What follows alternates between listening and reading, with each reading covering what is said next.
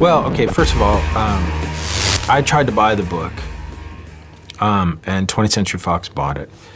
And I remember thinking, well, that's that. And Josh Donnan, who became my agent, who was the guy who was trying to buy the book with me, said, you should go and you should talk with Laura Ziskin, because Laura Ziskin is not Fox. It's not the Fox that you had to deal with on Alien. I said, here's the two ways you can go. You can do the $3 million version of this movie and make it on videotape and make your seditious little sharp stick in somebody's eye who may see it someday in some little tiny theater, or it may go straight to DVD. Or the real act of sedition here is the $50 million version, give or take, and to put movie stars in it and get people to go and talk about, you know, this anti-consumerist rantings of a schizophrenic madman.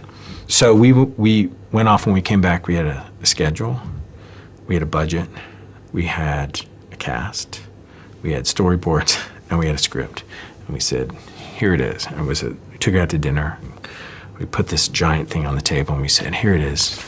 It's $62.5 million. It's Brad Pitt, it's Edward Norton, and you have 3 days. Let us know.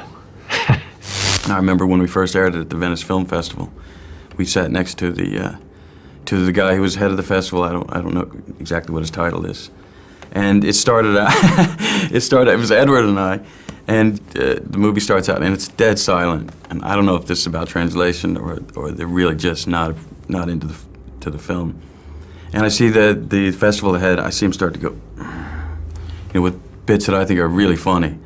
And Edward and I are laughing out loud. We're like the obnoxious Americans laughing at our own movie. And there's a particularly offensive joke from the Marla character. And at that point, he just got up and left. I didn't know who the makeup of this audience was going to be. I thought it was, you know, these were going to be rabid cinephiles. And I think the median age of the audience was 73. It was dead silent.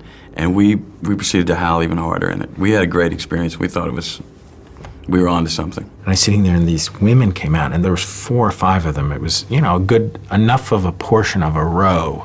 And they all kind of vaguely looked like Anne Bancroft in The Graduate. And they were all in their 60s.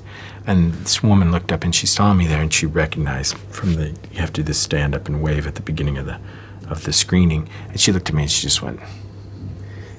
And I remember, you know, it always reminds me of Rocky Horror Picture Show, you know, where Tim Curry said, where Susan Sarandon says his muscles are too big, and he says, we didn't make it for you. It's actually most difficult for me to explain Fincher because we're such good friends. We have such a laugh, and he's got a healthy sense of irreverence that I appreciate. He suffers no fools, and he's an incredibly bright man. I would call him a maverick, certainly. This conversation is over.